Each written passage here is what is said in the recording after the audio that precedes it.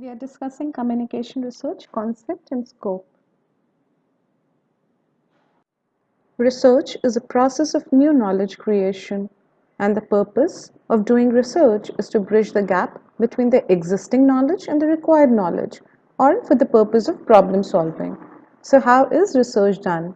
It is done through a structured and sequential method of inquiry, and it is directed towards a clear objective. So, whatever research we do, it is done with clear objectives in mind. So basically, research is about gathering new information, collecting and analyzing new information in order to increase our understanding about the problem, generation of new information and testing of ideas, and systematized effort to gain new knowledge. It is an attempt to achieve systematically and with the support of data the answer to a question, the resolution to a problem, or the greater understanding of the phenomenon. It is a careful investigation or inquiry, especially through search for new facts in any branch of knowledge. And research comprises defining and redefining problems, formulating hypotheses or suggested solutions, collecting, organizing, and evaluating data, making deductions and reaching conclusions, and at last, carefully testing the conclusions to determine whether they fit the formulating hypothesis or not. The purpose of research is to discover answers to questions. Through the application of scientific procedures, the main aim of research is to find out the truth which is hidden and which has not been discovered as yet. Though each research study has its own specific purpose, we may think of research objectives as falling into a number of broad groupings. So, the first objective is to gain familiarity with a phenomenon or to achieve new insights into it. Studies with this objective in view are termed as exploratory or formulative research studies. The second is to portray accurately the characteristics of a particular individual, situation, or a group. So, such kind of studies are known as descriptive research studies. The third is to determine the frequency with which something occurs or happens or with which it is associated with something else. Studies with this object in view are known as diagnostic research studies. And the fourth is to test a hypothesis of a causal relationship between variables. Such studies are known as hypothesis testing research studies. So, what is communication research?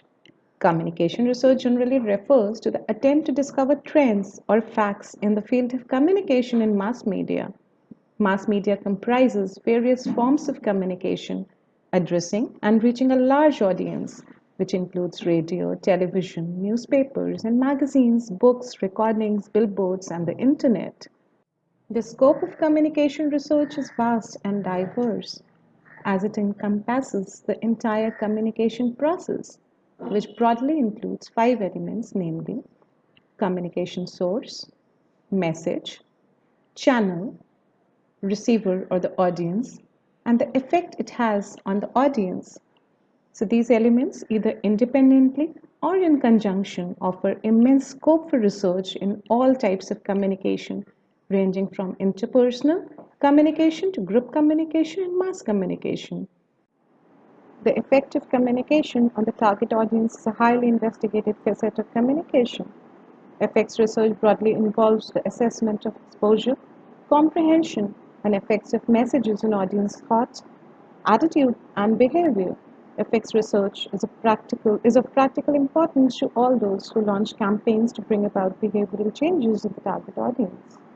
One of the important scope of communication research is to examine the credibility of newspapers, radio, television, and new media platforms as source of news and information also has a wide scope. The credibility of source is another area with immense scope for scholarly studies.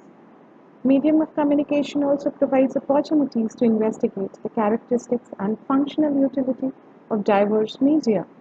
Researchers investigate diverse aspects of mass media, such as newspaper, radio stations, TV channels, and a plethora of new media platforms, which include Facebook, Twitter, WhatsApp, and other social media platforms. Content analysis of media message is one of the most popular areas of study. The focus of content analysis is on understanding the manifest content of communication, the communication dimension in advertising, public relations, and development programs provide opportunities for research. Media research focuses on media ownership, content design, content programming practices, and functions. The agenda setting function of the media is a vibrant research area, and audience research is another area of interest of media organizations. Audience research, also known as reception studies, examines the habits of the audience in reading, listening, and viewing mediated messages of diverse genres. Audience studies are conducted routinely by media and market research organizations around the world for the benefit of media houses and others. Consider for a moment some of the questions you could investigate, like why do people choose to watch one television program over another? How much time do adults spend reading newspapers? How has the internet affected newspaper reading, TV viewing, or radio listening? Why are some advertising campaigns successful and others fail? What makes a successful advertising? How many times have you thought of a question while you were listening to the radio, watching television, or reading a newspaper or a magazine? For example, who decides which song to play on a radio station? What types of articles are the most popular in your favorite magazine? When is the best time to introduce a new television program? Or where do people mostly go to get local news information? Every time we develop a who, what, when, where, or why question when using the mass media, we have raised a question that can be investigated. The importance of research in mass media becomes clear when we understand something about business. In reference to business, whatever the business may be, the goal is always very simple and the goal is always the same. That is to get the highest number or the maximum profit. The number can be things such as audience size, profits, or unit sales.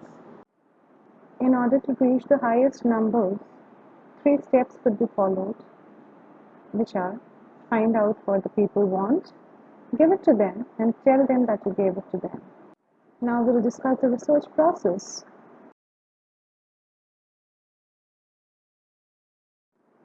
The researcher tries to study the environment and the situation that are prevailing.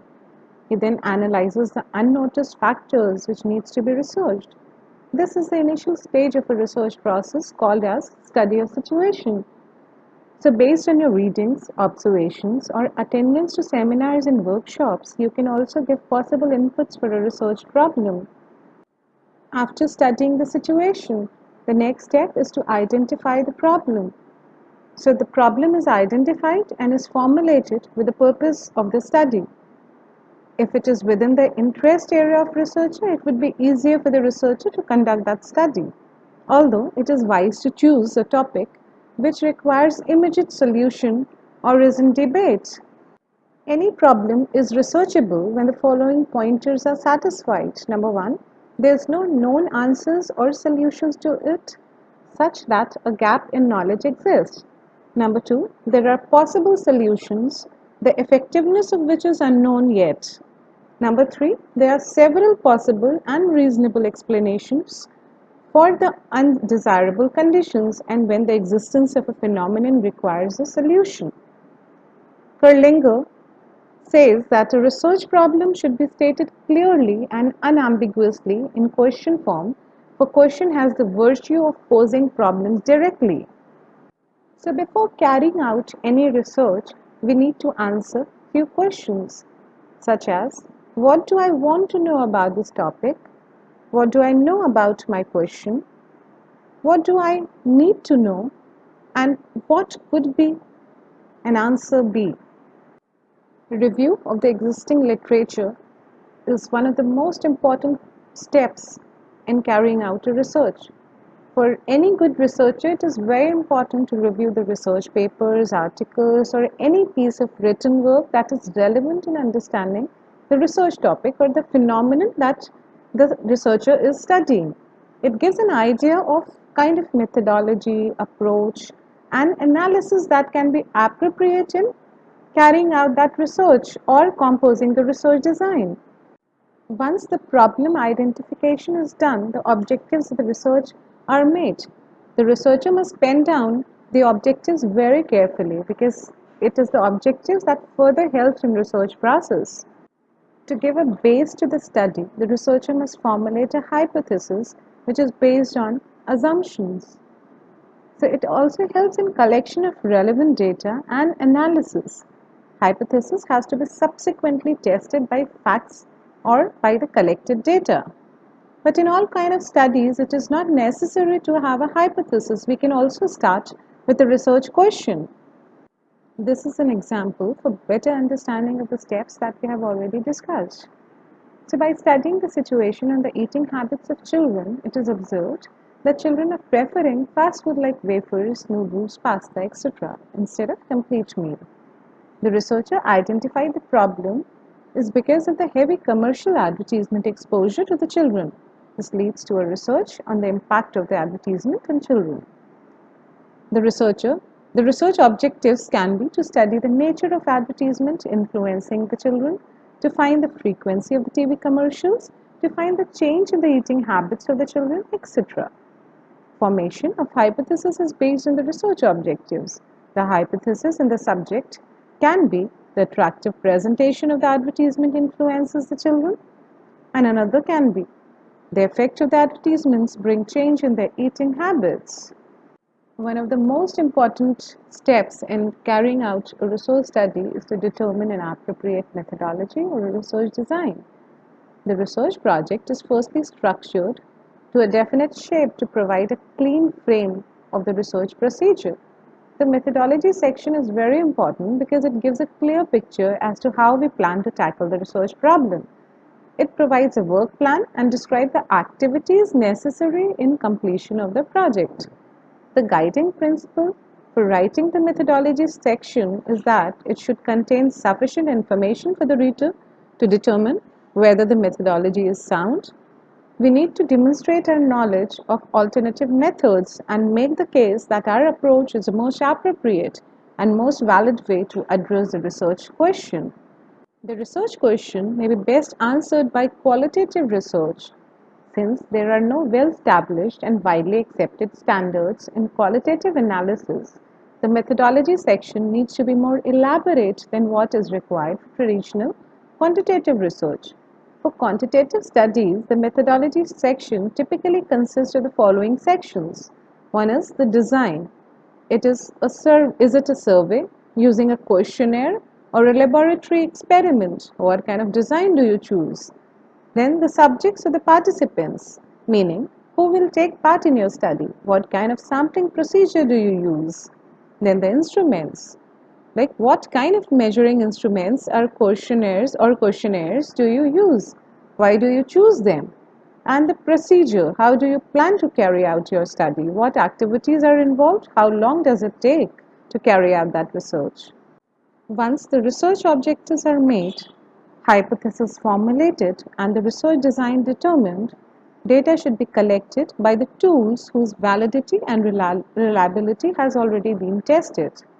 Once the data collection task is over, the process of preparing it for analysis begins.